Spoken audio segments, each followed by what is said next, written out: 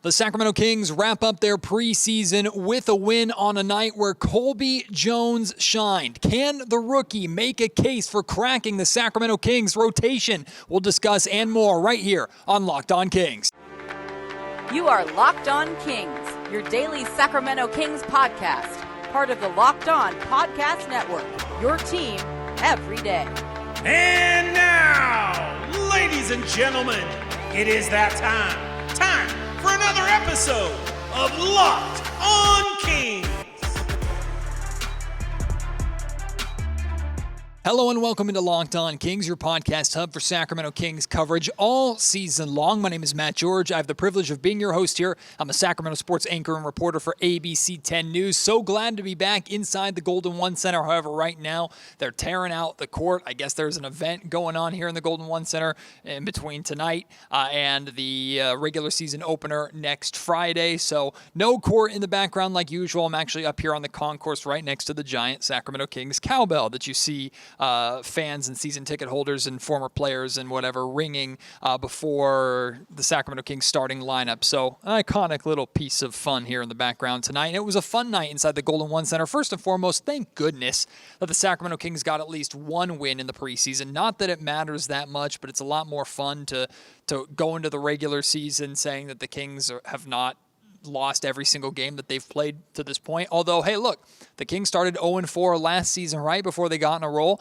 This season, you want to talk about growth. How about the Kings going 0-4 in preseason, getting that losing streak to start the season out of the way before the games actually counted? Now they're ready to hit the ground running and win a vast majority of their games to open up the regular season. That's the way I'm going to sell it. That's the way I'm going to spin it. That's how I'm going to think in my head, and that's going to give me the positivity for the regular season beginning next Wednesday, once again, against the Utah Jazz, but this time over in Salt Lake City. Very much looking forward to that game. Hopefully it's a similar result, if not an even better result for the Sacramento Kings. They defeat Salt Lake, or the Utah Jazz, 116-113 tonight in a game where De'Aaron Fox, Domantas Sabonis, and Keegan Murray did not play. Also, Trey Lyles and Chris Duarte were out, so all five of those players did not play for the Sacramento Kings. As for the Utah Jazz, a lot of their top players like Lauri Markkanen, Jordan Clarkson did not play. Colin Sexton did play. He balled out for the Utah Jazz tonight.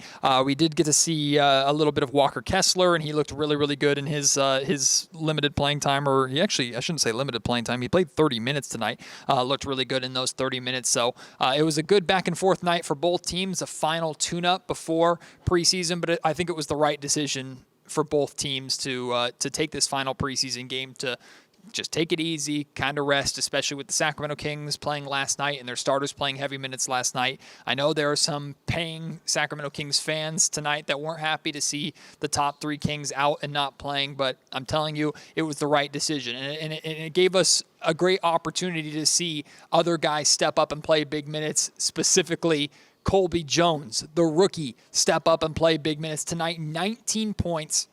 7 of 13 shooting from the field, 5 of 8 from three-point range, had 3 rebounds, 2 assists, and 3 steals. Colby Jones is going to be the focus of tonight's podcast because I already talked about this a little bit over the course of the preseason. He's been impressive.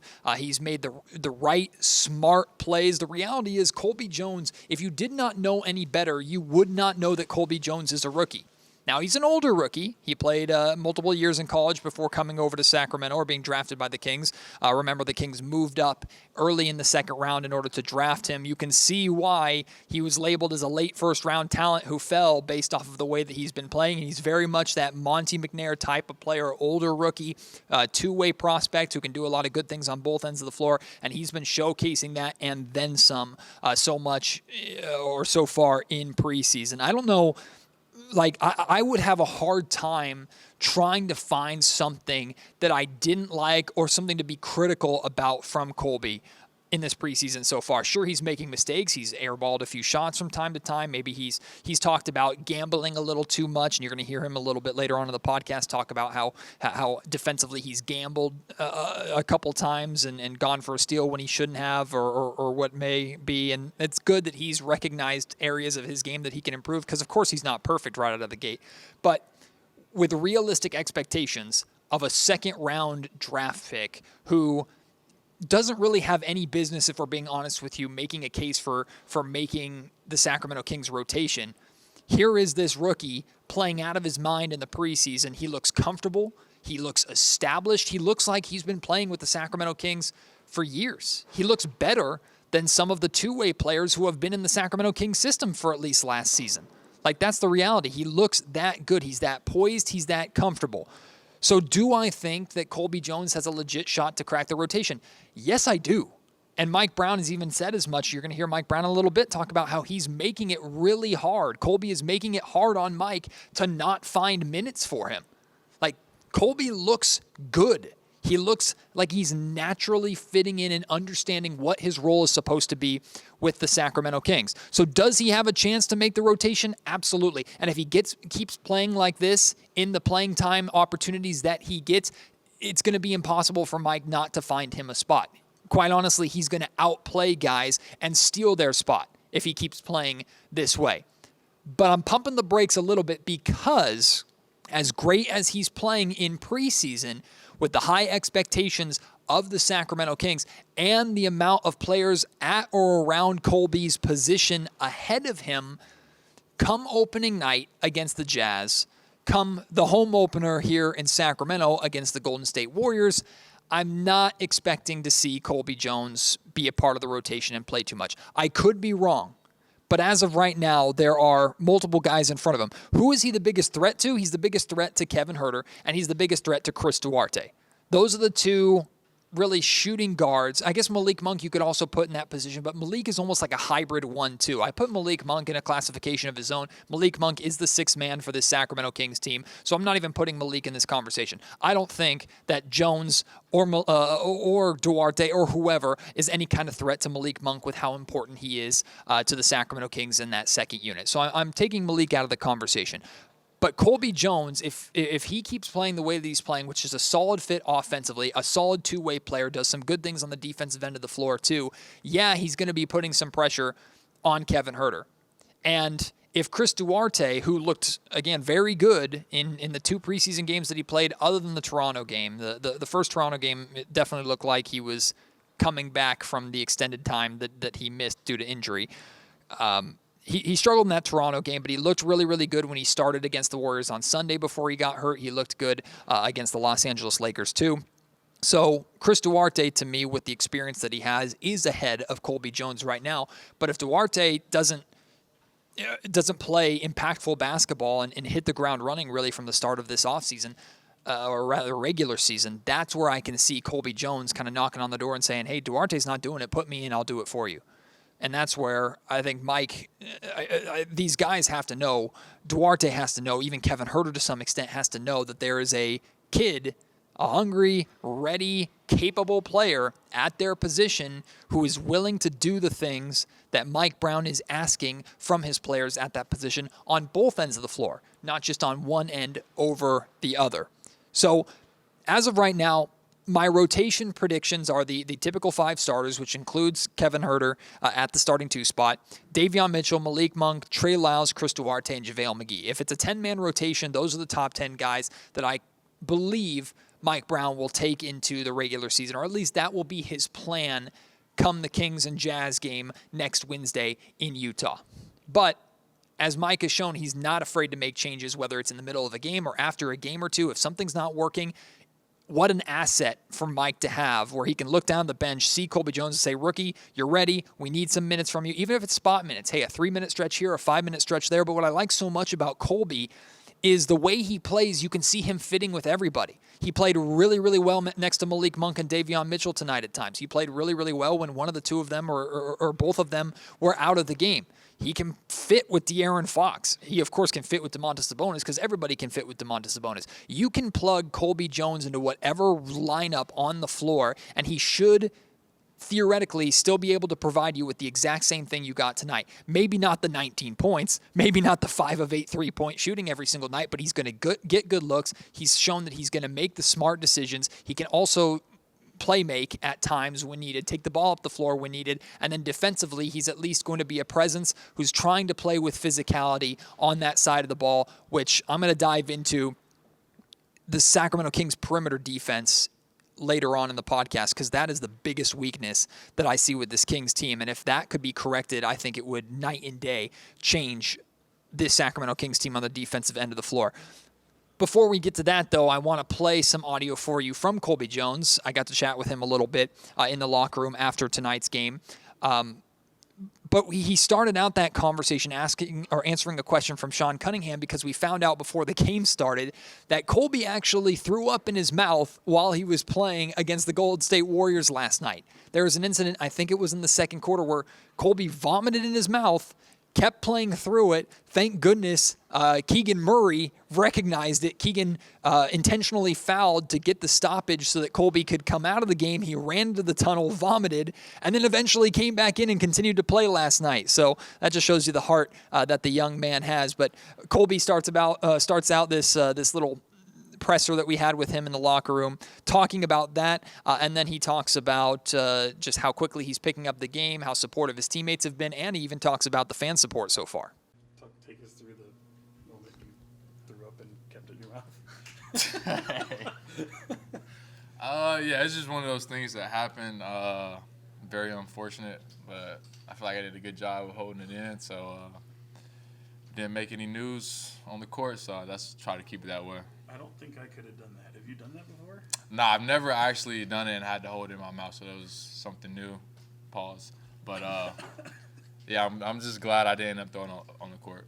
He talks about how, conditioning, I mean, obviously it's no secret these guys run. How much of that played into account? I mean, it was an up-and-down game all night. I mean, I feel like a little bit, yeah, but it was just something on my end. I didn't normally do the same routine I did for just like my stomach and stuff like that. So I feel like that played a big part as well. How much did you appreciate Keegan for fouling to get that? Oh my God, yeah, a lot, big time. Cause I was just going along with it, just trying to play the game. But yeah, he looked out for me, so that was big time of him. Tonight, I mean, obviously it's final preseason game. What does this do for you guys? To have a performance like this, a lot of guys step up.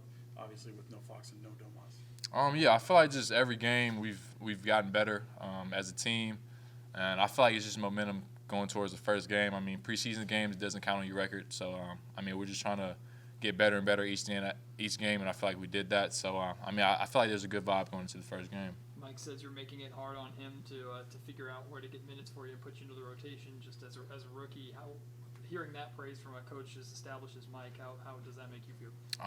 Just extremely blessed. I mean, that's what I'm trying to do, so I'm glad he's having a tough time. But, yeah, I'm just really trying to come in and do whatever he says and just impact the game on offense and defense. How encouraging have your teammates been? Saw Fox up and rooting for you on the bench, and then Malik trying to get you involved as much as possible, too. Just them encouraging you to go for it and not ease your way in like a lot of rookies. Yeah, no, it's been great. I mean, even since the first day I came here after I got drafted, everyone welcomed me with open arms, and then just playing with them, everyone's so unselfish.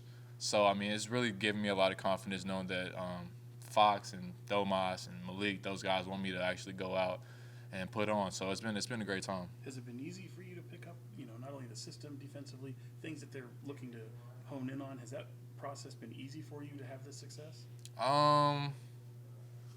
I mean, some parts, yeah and no. Some of it is just basketball at the end of the day, so you're just really just the feel for the game. It just kind of comes to you.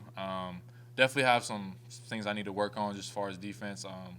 Can't gamble as much. I know I got a couple of those plays during the last game, but I mean, I feel like for the most part it's been going pretty good, though. From that standpoint, are any surprise that you've been able to be this impactful over these few games? No, I wouldn't say it was a surprise, just because I've always kind of had played this game this kind of way, just really just impacting both ends of the floor. So, I mean, it felt good to really just play longer minutes tonight, just really show what I can do for the team. But, yeah, it felt good. A lot of rookies talk about the speed of the game. That's one of the biggest adjustments that they face. How have you felt about that speed? And it seems like you're picking it up pretty quickly.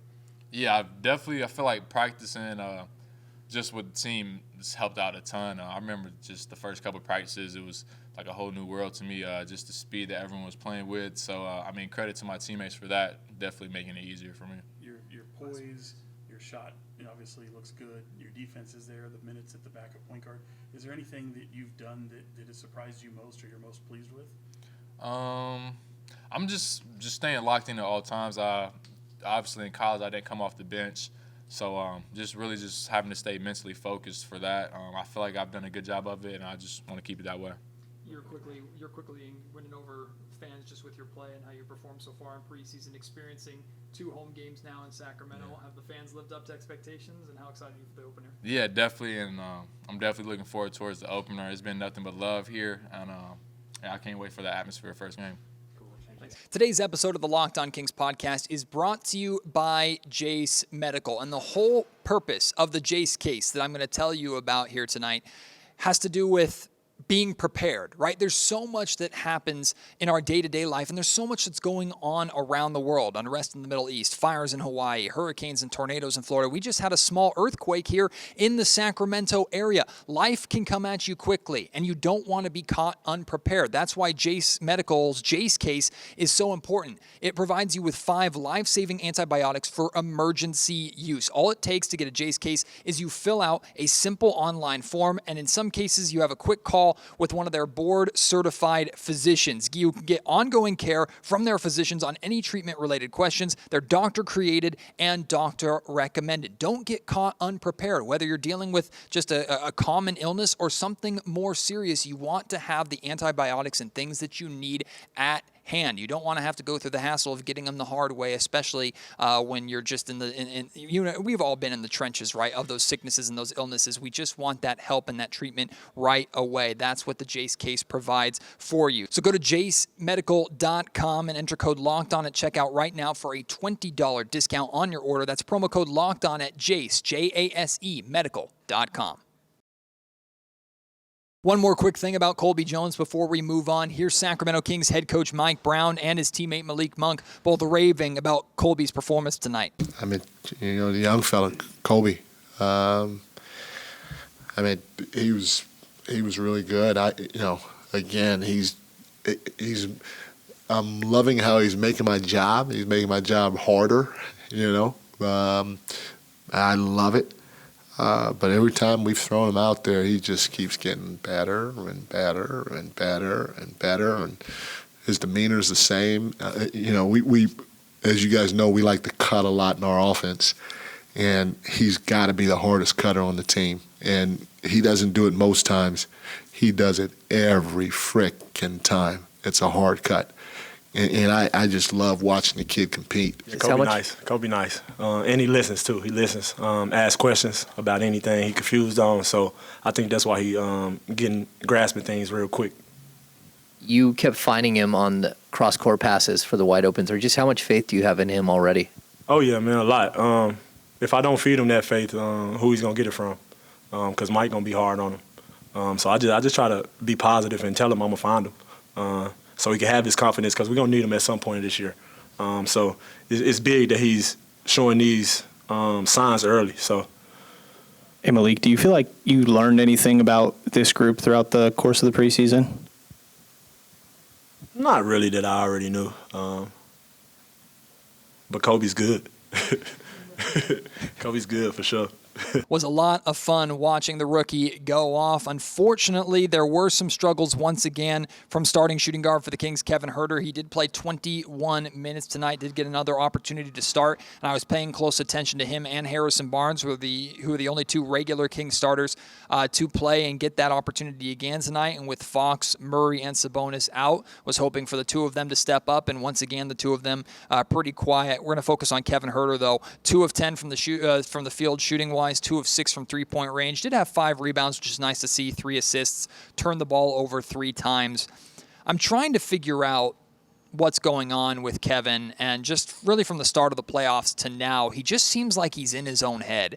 And I wonder, I haven't spoken to Kevin too much about it. I did overhear while we were in the locker room, he was talking to James Ham and to Jason Anderson, and he was talking about how he's not worried about his offense. Like, his offense is going to come. He's not worried about that end of the floor. He's focusing on and thinking about the things that he has to work on defense, the things that Mike is challenging him and also challenging the rest of the team, especially the guards. It's not just all on Kevin Huerter. But I wonder if he's almost thinking too much. Like, he's in his own head to where I don't know if the focus on the defensive end and the intensity that he's trying to add to his game or play with on the defensive end is affecting that jump shot. because he just doesn't look like himself. Now, last season, he was a very streaky three-point shooter. He started out the season shooting red hot, right? Was shooting 50% to open up the season last year. The Kings would love that kind of output from him again, but it's not realistic to expect that. And then as the season went on, he kind of trended down, got that break during the All-Star game, came out of the All-Star game red hot, trended back down, and then he hit the playoffs, and he played really, really poorly or shot really poorly in the playoffs. With the amount of focus for the Kings and the effort that the Kings were playing with on the defensive end of the floor and trying to stay in front of and handle the Warriors on defense, I have to imagine that had some kind of impact on Kevin. He's not going to use that as an excuse, and the Kings aren't going to let him use that as an excuse and make that excuse for him. But Mike Brown talked a little bit about this after the game tonight. Like, you have to when you're focusing so much on the intensity on the defensive end of the floor and trying to ramp that aspect of your game up, it is going to have an impact on your offense to some extent, and you have to get used to that. It's almost like a new level of conditioning. And I'm not saying that Kevin Huerter before was taking plays off on the defensive end of the ball, but you could tell where the exertion of Kevin Huerter's energy was going on his off-ball movement, and sometimes when he was attacking the basket with the ball or looking for that mid-range jumper or looking for his teammates and running the dribble handoffs off of Domantas Sabonis and getting that quick jump shot off. Like, Kevin Huerter was exerting the majority of his energy on the offensive end of the floor. That was his job for the Kings for the majority of last year. Now, with the addition of expectations on the defensive end and the focus mentally and physically on that seems to be having an effect on his jump shot. I'm not ready to freak out about it if Kevin starts the season and he continues to struggle and we get to mid-November and he's not working his way out of it. I don't know how long of a leash Mike Brown has for him. Maybe at that point, Chris Duarte is replacing him in the starting lineup. Maybe Colby Jones is knocking on the door to potentially take a bench spot from him even at that point. The Kings are ultimately trying to win basketball games right away, and it doesn't matter whose feelings that you hurt. Mike Brown is not afraid to make the moves that he has to make to get that done. So if Kevin Huerter and Harrison Barnes aren't ready to make the impact that the Kings need from their starters, then he's going to make a move and he's going to make a change.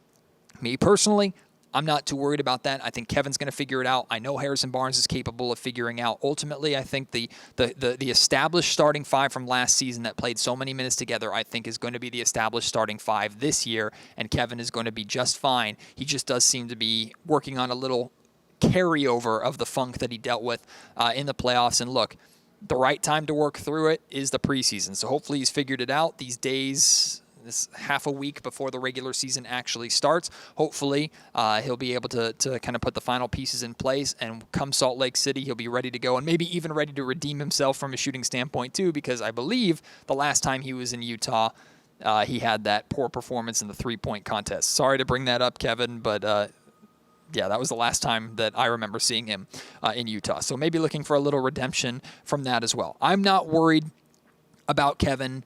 There are concerns on the defensive end of the floor with him, but look, he's not the only one on the perimeter getting blown by. He does get blown by a lot, but Harrison Barnes was getting blown by a lot tonight. There's times that Malik Monk is getting blown by. Davion Mitchell and De'Aaron Fox probably do the best job out of the guards of staying in front of guards and perimeter offensive players, because the perimeter defensive breakdowns are the root of the problem for the Sacramento Kings. They are the absolute root of the problem. And it's like a domino effect, right? Because when your defense breaks down on the perimeter, when your guards get blown by, it forces the bigs, typically your 4 and especially your 5, it forces them into a really, really difficult spot. I know I talked about this a little bit after the Warrior game last night, but it puts JaVale McGee or Domantas Sabonis or whoever's playing that 5, whoever is in the paint, it puts them in a horrendous position to where most of the time they're either fouling, giving up an easy bucket to the guard who's attacking, or leaving their man in order to stop the ball, and then it's their man that ends up scoring, and that looks even worse for them in the box score when you see a center that is getting more points and getting easy buckets at the rim, and you naturally assume, okay, that's the fault of the center on defense, when in reality, that all starts. It's a chain reaction from the offensive breakdowns on the perimeter. The Kings get blown by on the perimeter far too much. That's why Mike Brown has challenged them and asked them to play, actually not just asked them, demanded them to play more physical defense on the perimeter. They are going to, like, with the speed of this game and the skill of this game on offense in the league, like, you're going to get blown by no matter what. Like, De'Aaron Fox is not the only super fast guard in the league that can get by anybody that he wants to. There are a ton of guards that are simply just going to get by you. And there are some guards that are going to outmuscle you even if you play with physicality, but you want them to feel you. Mike Brown wants the Kings to have a physical perimeter presence. They need to do it without fouling, of course, but what he doesn't want the Kings to do is just chase the ball. And that's what they do a lot, unfortunately, is the guard gets blown by, whether it's Kevin Huerter or whoever, they get blown by, and they're trying to catch up and chase the ball, and everybody else kind of has to scramble and react, and it usually results in either an open three on the perimeter after an over-rotation, a layup, or an easy dump-off pass for a dunk or layup in the lane from a big man. It all starts on the perimeter. I'm not saying it's easy to correct your perimeter defense, but if the Kings could clean that up, I'm telling you, if the Kings could become just a good perimeter defensive team, play with more physicality, and do a good job using their feet to stay in front of people and bump them a little bit and not just allow them to get downhill at will, I'm telling you, that would make the Sacramento Kings, that would make them jump massively from a bad to terrible defensive team to a solid defensive team. Like, that to me is the difference between them being 26th defensively or whatever they were last year and 15th is their perimeter defense alone. Then there's other things on top of that, and other breakdowns and pick and roll defense and switching and things like that that you can add on top of it. But to me, the biggest issue with the Kings defensively starts on the perimeter. Today's episode of the Locked On Kings podcast is also brought to you by FanDuel. Snap into action this NFL season with FanDuel, America's #1 sportsbook. Right now, new customers get $200 in bonus bets guaranteed when you place a $5 bet. So all you have to do is invest $5 of your own money. You sign up and you place a bet on a spread, a player prop, an over-under, whatever you want to bet on, whether it's NFL action, whatever it may be. Just place a $5 bet. If you win, you're obviously in the green, like you've already made money, and you get $200 on top of that to make even more money. If you lose, it's like an insurance policy. It's just $5 that goes bye-bye. Here's $200 back for you to make that $5 and then some back on top of that. It's a killer deal, an incredible deal, because FanDuel ultimately wants you to stick around, keep playing, and have a good time with your sports betting, not just go all in, lose, or win, and never play again. So visit FanDuel.com/lockedon and kick off the NFL season the right way. Of course, great NBA action on FanDuel as well all season long. FanDuel, official partner of the NFL. Before we wrap up, I want to share with you one of the biggest strengths of the Sacramento Kings that I haven't talked about a lot. Now, it fits under the umbrella of Sacramento's offense, which of course we rave about and talk about probably too much. The Sacramento Kings playmaking, specifically the amount of playmakers they have on this roster, is a big strength of this team that is going to carry them through some rough nights. Some nights where just that outside shot isn't falling, or nights where one or two guys just don't have it. The amount of playmakers on this roster, specifically guys that can run the offense, that can get their teammates involved and make the right, smart offensive decisions. The Kings are loaded with those guys. The obvious two, of course, are De'Aaron Fox and Domantas Sabonis. We know how much they play through the two of them and how much the two of them open up the game for everybody else. No surprise there. But like Malik Monk, for example. Malik shined tonight. He had 23 points, 8 assists. Malik Monk has really shown since coming to the Sacramento Kings that his playmaking is one of the more underrated aspects of his game. And when the Kings need him to play make, especially on a night like tonight where De'Aaron Fox and Domantas Sabonis aren't playing, Malik can step into that role. Not only does he love to throw lobs to JaVale McGee or whatever big man he's playing with on the pick and roll, Malik does a great job using kind of his flash, his flair, his personality, his style of play, and the threat that he is on the perimeter as a scorer to open up opportunities for his teammates. Davion Mitchell is growing a lot as a playmaker as well. Last season, I thought with the second unit, Malik kind of took the keys from Mitchell, and Malik was more of the primary playmaker for Sacramento's second unit. That might still be the case, but I don't think the gap is as wide and as big as it's been in years past, because Davion Mitchell has taken a lot of ownership of leading that second unit as the point guard back. Tonight, he had 12 points, 7 assists, looked great from the perimeter as well with his three-point shot. I've already raved about how much better that shot looks and how that opens up opportunity for him and the team, because not only is he now a perimeter threat, he is enough of a fit on the offensive end of the floor to where you don't have to be concerned and you can have him out there for heavy minutes, especially for his defense. But Davion Mitchell has really grown as a playmaker. And then Colby Jones, Keegan Murray, even Kevin Huerter. These are three guys that need to improve with their playmaking. I would say out of the three, Colby Jones is probably the best, most natural playmaker, but he's still a rookie. I think Kevin Huerter is an underrated playmaker, and he showed that off at times last season to where there were games where he'd be second in playmaking or second in assists, and he'd be only 1 or 2 behind the leader, or he'd be even with De'Aaron Fox or even with Malik Monk. Typically, it was Domantas Sabonis that was leading the Kings in that category on a nightly basis, but don't underestimate Kevin Huerter and his ability to, especially when defenses are respecting him on the perimeter and closing out as aggressively as they do. He can put the ball on the floor, work his way to that mid-range shot, which he's very good at, or he draws in the defense and finds the open man, whether it's a big man on a dump out pass or swinging the ball around the perimeter and making the right decisions. I think Kevin Huerter is an underrated playmaker. And then Keegan Murray. That's an element of Keegan Murray's game that needs to improve. I think outside of scoring, the majority of the focus for Keegan is with rebounding. But if Keegan is going to be that guy that the Kings are going to need to go to as a second or third scoring option, when defenses react to that, right? If the Kings try and isolate Kevin Huerter at one point, or they swing the ball around, I said Kevin Huerter, I meant Keegan Murray. If they swing the ball to Keegan in the corner and he doesn't have the space to put the shot up, but he tries to attack the basket, defenses are going to react to him, and you would like to see Keegan avoid being tunnel visioned and just every time the ball is in my hands, I am going to score. Instead, it's let me read and react to what the defense is showing me and let me get my teammates involved. I think all three of those guys are capable of being solid playmakers. So those are 7 guys right there. Fox, Sabonis, Mitchell, Monk, Jones, Murray, and Huerter. 7 guys that you can lean on for playmaking at any given time. Now, obviously, some guys, Fox, Sabonis, Monk, Mitchell, are going to have a lot heavier of the playmaking load than Jones or Murray or Kevin Huerter. And that's fine.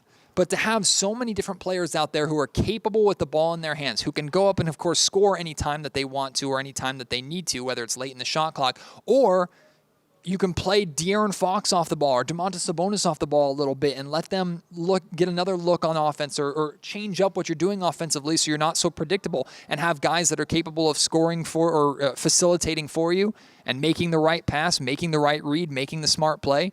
I think this Kings roster is loaded with playmakers, and you can even to some extent kind of include JaVale McGee into that conversation as well, because JaVale is going to be taking over a lot of the big man facilitator role in the limited minutes that he's playing, with Domantas Sabonis getting some rest in the regular rotation. So I'm very excited about that. I'm also very excited about upcoming Locked On Kings shows coming up for you. I have my annual mild, hot, spicy take podcast. I'm going to be joined by my 2 buddies, Chris Watkins and Frankie Cardicelli from Sacktown Sports 1140. They join me every year. I think this is the 3rd or 4th time that we've done this, where we all bring mild, hot, and spicy takes about this Kings season, predictions for this Kings season, and we kind of run through them and see which ones hold up and which ones completely fall apart. Like, I remember my spicy take last year was Mike Brown winning Coach of the Year. Lo and behold, it actually happened. Not just patting myself on the back. That's what I'm saying. We throw these things out there, and you never know if they are going to happen or not. And, of course, we want you to bring your mild, hot, and spicy takes to that show as well. So be ready for that tomorrow. Also, before the season starts, I'm working on a preseason takeaways podcast. I'm hoping to get a guest on for that. And then before we know it, I'll be in Salt Lake City for game 1 of the regular season. Cannot wait for that. Thank you for coming along with me through the entire ride of the offseason, the entire ride of the preseason and training camp. Now, coming up next, it's the real deal. Let's get Kings basketball started. I'm so excited about that. I can't wait to get this ball rolling. Appreciate your support as always. Can't wait to have you join me on the next episode of Locked On Kings. Until then, my name is Matt George. You've been listening to the Locked On Kings podcast, part of the Locked On Podcast Network.